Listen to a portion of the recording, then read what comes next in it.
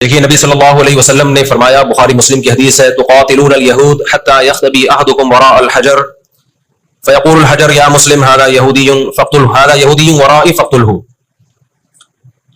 نبی صلی اللہ علیہ وسلم نے فرمایا تمہاری یہود سے لڑائی ہوگی، جہاد ہوگا، یہاں تک کہ کوئی یہودی اگر پتھر کے پیچھے چھپے گا تو پتھر کہے گا کہ اے مسلمان یہ یہودی ہے، اس کو قتل کر دے، یہ میرے پیچھے چھپا ہوا ہے۔ ہر درخت بھی گواہی دے گا، ہر پتھر بھی گواہی دے گا، الا الغرقد، سوائے غرقد درخت کے۔ یہودیوں کو کوئی مقدس درخت ہے جو اسرائیل میں بہت زیادہ لگاتے بھی ہیں یہ لوگ۔ نبی صلی اللہ علیہ وسلم نے جب یہ بات ارشاد فرمائی تو اس وقت مسلمانوں کی یہودیوں سے ایسی کسی لڑائی کا تصور بھی نہیں تھا، ایک پیش گوئی تھی جو کسی کے خواب و خیال میں بھی نہیں تھا کہ صدیوں بعد جا کے ایسا ہو سکتا ہے۔ اس سے بھی پتہ چلتا ہے کہ ہمارے نبی صلی اللہ علیہ وسلم کی جو پیش گوئیاں ہیں اگر وہ پوری نہیں ہوئی تو آپ ٹائم کا انتظار کریں، ایک وقت پوری ہو جائیں گی۔ 1300 سال تک مسلمانوں کو اس حدیث کا مطلب سمجھ میں نہیں آیا۔ عملی دنیا میں ایمان تو تھا سب کا کہ اللہ کے نبی نے جو فرمایا برحق ہے، کیونکہ یہودیوں سے میں نے بتایا نا لڑائی ہوئی نہیں ہے۔ جب مدینہ سے اور جزیرہ عرب سے ان کو نکالا گیا، یہ دنیا کے مختلف ملکوں میں جا کے آباد ہو گئے ہیں۔ اس کے بعد یہ ہمیشہ یا تو عیسائیوں کے زیر سایہ رہے ہیں یا مسلمانوں کے زیر سایہ رہے۔ ان کی لڑائی اگر ہوئی عیسائیوں سے ہوئی ہے، مسلمانوں سے ان کا کبھی ٹاکرا نہیں ہوا۔ لیکن پیغمبر صلی اللہ علیہ وسلم نے کیا فرمایا صحابہ سے؟ تقاتلون، تم لڑو گے، تم سے مراد یہ امت لڑے گی، ایک وقت آنے والا ہے اور ایسی لڑائی ہوگی، ایسی لڑائی ہوگی کہ حتی یختبی احدکم وراء الحجر، کہ پتھر اور درخت بھی یہودی کا ساتھ دینا چھوڑ دیں گے۔ آج دنیا جن حالات کی طرف جا رہی ہے نا، یہ ایسا لگتا ہے کہ اس حدیث کے پورا ہونے کا ٹائم آ گیا ہے۔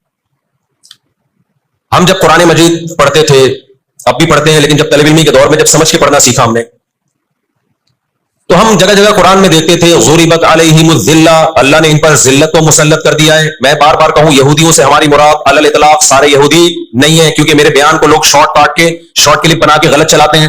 ابھی میرا ایک بیان کسی نے چلایا، میں بیان میں کہہ رہا ہوں کہ عورت اور مردوں کی نماز میں جو فرق ہے کسی حدیث سے اگر ثابت نہیں ہے تو یہ بھی تو حدیث سے ثابت نہیں ہے کہ عورتیں صفا مروہ میں چلیں گی، دوڑیں گی نہیں۔ یہ بھی تو حدیث سے ثابت نہیں ہے کہ عورتیں آہستہ لبیک کہیں گی۔ آگے میں نے پوری ڈیٹیل میں بات کی ہے۔ کسی نے میرا اتنا سا کلپ چلا دیا اور جواب میں کسی دوسرے کا کلپ چلا دیا کہ دیکھو فلاں فلاں حدیث تو ہے، فلاں حدیث تو ہے جس میں آتا ہے عورتیں صفا مروہ پہ چلیں گی، حالانکہ میں ان حدیثوں کا جواب اس کلپ میں دے چکا ہوں۔ نمبر 1 وہ مرفوع حدیثیں نہیں ہے، نمبر 2 وہ صحیح روایتیں نہیں ہیں، من گھڑت ہیں، یا تو بہت درجے کی ضعیف ہے، اس قابل نہیں ہے کہ ان کو دلیل کے طور پہ پیش کیا جائے۔ لیکن شرارتی نے میرا آدھا کلپ چلایا اور دوسرے اسکالر کا میرے مقابلے میں لگا دیا۔ نیچے لوگ کہہ رہے ہیں مفتی کو حدیثوں کا نہیں پتا اور ان صاحب کو حدیثوں کا پتا ہے۔ تو آپ کر لیں جو مرضی کرنا ہے، قیامت میں اللہ حساب و کتاب لے لے گا۔ تو میرے کلپ لوگ ادھورے چلاتے ہیں، ہمیں اللہ کا شکر ہے، ان لوگ، ہم نہیں کہہ رہے ہیں بہت بڑے فنٹن ہیں، یہ جو آج کل کے یوٹیوبرز آ رہے ہیں نا، جو نئے نئے اسکالرز آ رہے ہیں، ان سے قرآن کا بھی الحمدللہ زیادہ پتا ہے، حدیثوں کا بھی ان سے الحمدللہ زیادہ پتا ہے۔ ہم نے جن استاذوں سے حدیثیں پڑھی ہیں نا، ان کے 20-20 سال کے تجربے حدیث پڑھانے کے، اور وہ اردو میں نہیں پڑھاتے، وہ عربی میں پڑھتے ہیں، عربی میں پڑھاتے ہیں، اور اسماء الرجال کے بڑے بڑے علامے ہیں۔ سمجھتے ہو کہ نہیں سمجھتے؟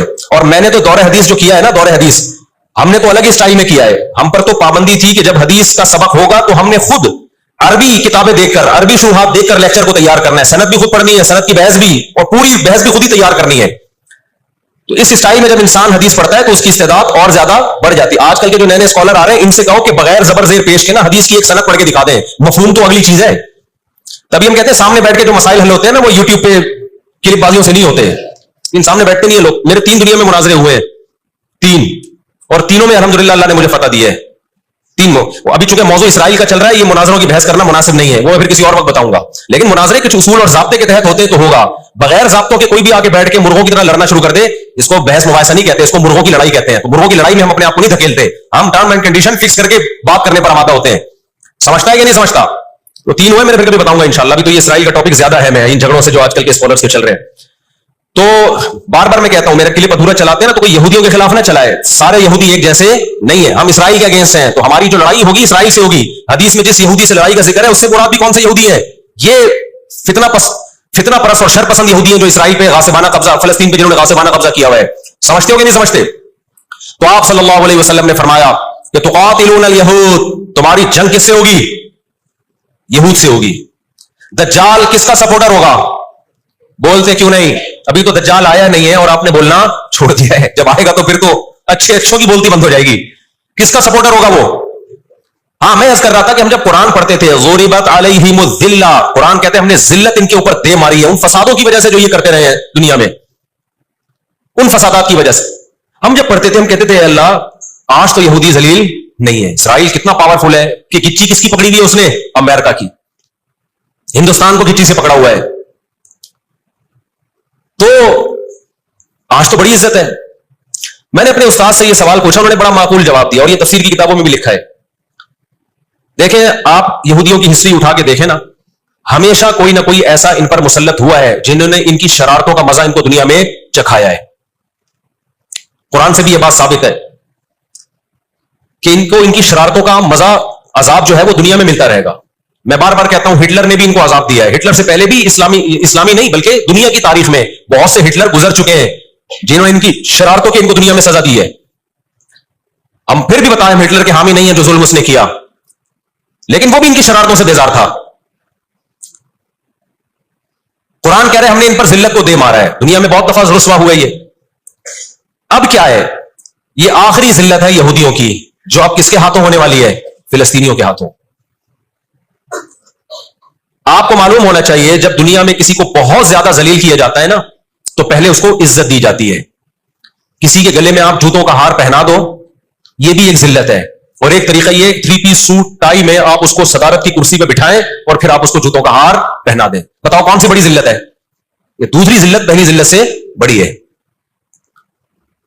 پوری دنیا میں مار کھانے کے بعد نا اپنی شرارتوں کی وجہ سے آج اللہ نے ان کو ایک تھوڑی سی حکومت دی ہے. ایک چھوٹا سا کنٹری, آپ اگر اسرائیل کو نقشے میں دیکھیں گے تو کراچی بھی بڑا ہے اسرائیل سے. اتنا چھوٹا ملک, اتنا چھوٹا ملک, اور تعداد بھی بہت تھوڑی. اللہ نے انہیں کچھ وقت پنپنے دیا ہے. اللہ نے کہا ٹھیک ہے تم دنیا تمہاری آخری شرارت دیکھ لے, اس کے بعد جو میری طرف سے تم پہ مار پڑنے والی ہے اس کے بعد قیامت تک تم دوبارہ اٹھنے کے قابل نہیں رہو. یہ آخری ذلت کا انتظام ہو رہا ہے یہود کا. اور جو فائنل میچ ہوتا ہے نا وہ شاندار ہی ہوتا ہے. کیا خیال ہے؟ سیمی فائنل میں اتنا لوگ دلچسپی سے نہیں دیکھتے, کوارٹر فائنل میں اتنا دلچسپی سے بولو نہیں دیکھتے جو فائنل میچ دیکھتے ہیں. اللہ نے ان کا ظلم پوری دنیا کے سامنے نمایا. آج جو غزہ پہ جو کچھ ہو رہا ہے پوری دنیا کے سامنے اللہ نے دکھا دیا. ایک منٹ رکھیں, پوری دنیا کو دکھایا نا اللہ نے کیا کر رہے ہیں, کس طرح سے اسرائیل میں لوگوں کو لا کے آباد کیا, فلسطین میں. پھر فلسطینیوں پہ اقوام متحدہ کی 60 سے زیادہ قراردادیں ہیں جس کی اسرائیل دھجیاں اڑا چکا ہے. 60 سے زیادہ قراردادیں, 60 سے زیادہ, جس کو اسرائیل نے ماننے سے انکار کیا ہے. یونائٹڈ نیشن کی بات کر رہا ہوں میں. تو اللہ تعالیٰ ان کو تھوڑا سا پنپنے دے رہے ہیں کہ ٹھیک ہے اس دفعہ سیمی فائنل تم جیت لو, فائنل تک تو پہنچو نا تم, اس کے بعد ہوگا کیا. دیکھو آپ نے سنا ہوگا کہ لاتوں کے بت ہاتھوں سے نہیں مانتے. یہ جو اسرائیل جو کچھ کر رہا ہے نا اس کا اصل حل مجھے بھی پتا ہے مظاہروں میں نہیں ہے. اس کا اصل حل ہے جہاد. اس کا اصل حل کیا ہے؟ جہاد, جو کہ فلسطینی کر رہے ہیں. میں نے جب لوگوں کو یہ کہا نا کہ اپنے ملک میں پرامن مظاہرے کرو, لوگوں نے کہا لو پرامن مظاہروں میں لگا کے لوگوں کی صلاحیتیں خراب کر رہے ہیں. ہم آپ کو جہاد سے نہیں روکتے, لیکن آپ جہاد اپنے ملک میں کرو گے توڑ پھوڑ کر کے. یہ جہاں یہودی ظلم کر رہے ہیں وہاں لڑائی کرو گے آپ. یہ عجیب منطق نہیں ہے کہ ظلم وہاں ہو رہا ہے, آپ نے اپنے ملک میں توڑ پھوڑ کرنا شروع کر دی, تو اس سے یہودی ناراض ہوگا یا خوش ہوگا؟ وہ تو کہے گا اور اچھا ہے بم دھماکے کرو یار, پرامن نہیں, بہت بموں کے ساتھ کلاشن کوفوں کے ساتھ اپنی کنٹری میں مظاہرے کرو, ہمیں آ کے چھڑو یہاں پہ. ہم جہاد کے منکر نہیں ہیں, آپ سے زیادہ الحمدللہ جہاد کو مانتے ہیں. لیکن آپ اگر یو کے میں, کینیڈا میں, پاکستان میں, سعودی عرب میں توڑ پھوڑ والے مظاہرے شروع کر دو گے, چاہے غیر مسلم کنٹریز میں بھی, خدا کی قسم اس سے اسرائیل کو جو بھی نہیں رہیں گی. تو اس وقت آپ جوش سے زیادہ ہوش سے کام لیں.